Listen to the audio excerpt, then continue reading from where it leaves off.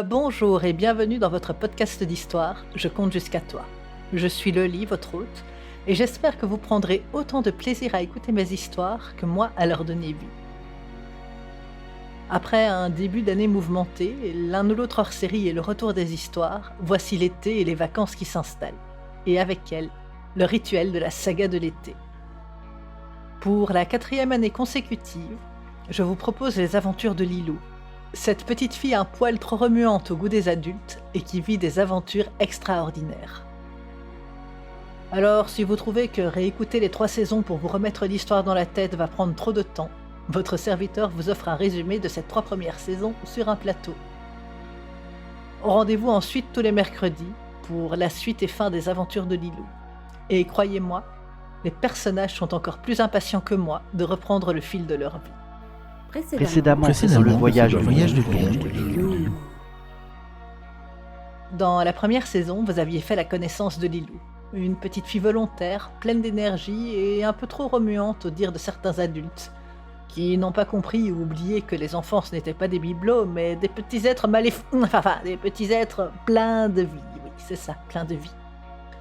En s'aventurant seule dans la cave pour récupérer son ballon qui avait dévalé l'escalier, elle a découvert une entrée secrète dans le mur, ouvrant sur un univers inconnu de grottes et de salles s'enfonçant dans les entrailles de la terre. Elle a parcouru le chemin, tenu la distance, pour arriver à une rivière souterraine qu'elle a empruntée.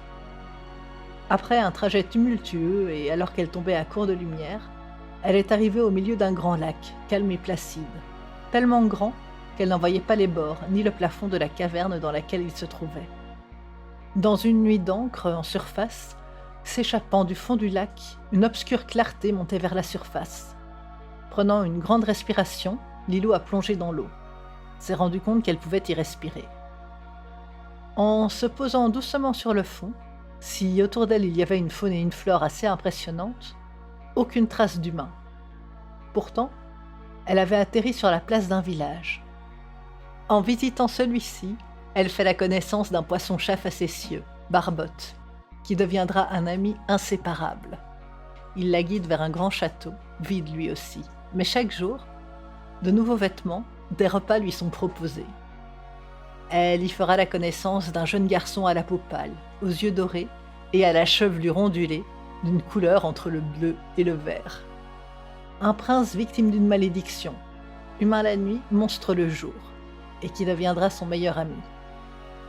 À 4, Lilou, Barbotte, le prince et Takou, son chien loup, passeront de délicieux moments dans le château enchanté, pendant toute une année, avant que le dernier jour, celui qui devait briser la malédiction, elle ne voit son ami sous sa forme monstrueuse, et qu'ils soient chacun emportés dans un autre univers. Elle, de retour dans sa cave avec au creux de sa main une mystérieuse boîte en bois, et Barbotte en version chaton. Lui, dans un grand château, au sommet d'une île, avec entre les doigts l'un des rubans de Lilou.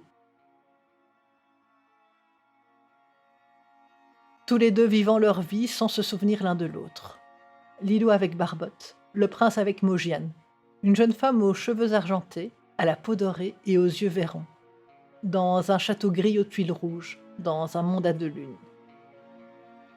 Dans la saison 2, vous aviez retrouvé Lilou, maintenant grande ado, et Barbotte, son gros chat.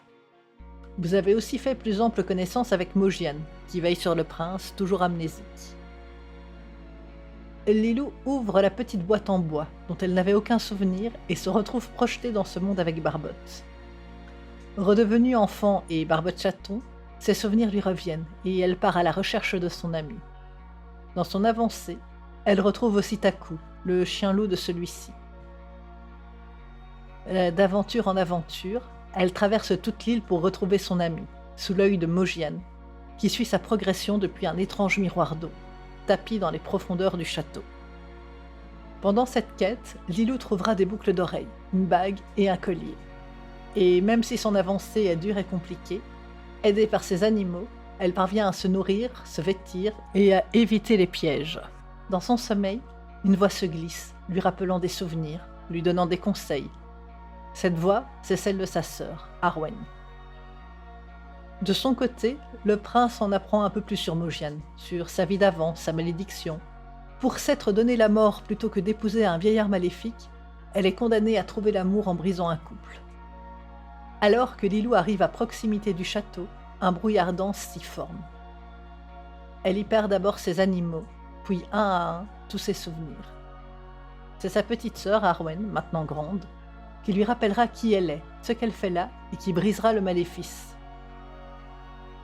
En brisant le maléfice, les souvenirs reviennent, et Lilou grandit, tout comme Barbotte. La revoilà grande ado, juste devant le château, où son ami s'est installé. Dans la saison 3, Mojiane s'affranchit de sa malédiction, détruit le miroir d'eau et reprend sa vie en main. Dans l'ombre, le sorcier tente d'influencer Lilou et de l'empêcher de continuer sa quête. Le prince et Mojiane, partis chasser, se séparent. Dans les bois, ils croisent Taku, ne le reconnaît pas et tente de le tuer. Mojiane, qui vieillit de plus en plus vite, supplie le prince de ne pas la questionner et l'envoie à la recherche de ses souvenirs, qui lui reviennent, de plus en plus précis. En se promenant au hasard dans la forêt, il tombe sur le bosquet maison de Lilou, où il se fait attaquer par Barbotte, qu'il reconnaît. Puis Taku, son chien loup, et enfin Lilou elle-même. Quand ils reviennent vers Mojiane, désormais très vieille, c'est pour lui apprendre que contrairement à ce qu'elle pensait et à ce qu'espérait le sorcier, ce sont des amis, de très bons amis, des amis à la vie à la mort même, mais qu'il n'y a jamais été question d'autres sentiments entre eux. Ce qui fait fulminer le sorcier dans son autre monde et sourire une Mojiane vieille et mourante. Vous voilà à présent à jour dans l'histoire. N'hésitez pas à réécouter les 3 saisons précédentes. J'ai omis volontairement certains détails de ce résumé. Et dès la semaine prochaine, si tout va bien, retrouvez la suite des aventures de Lilou.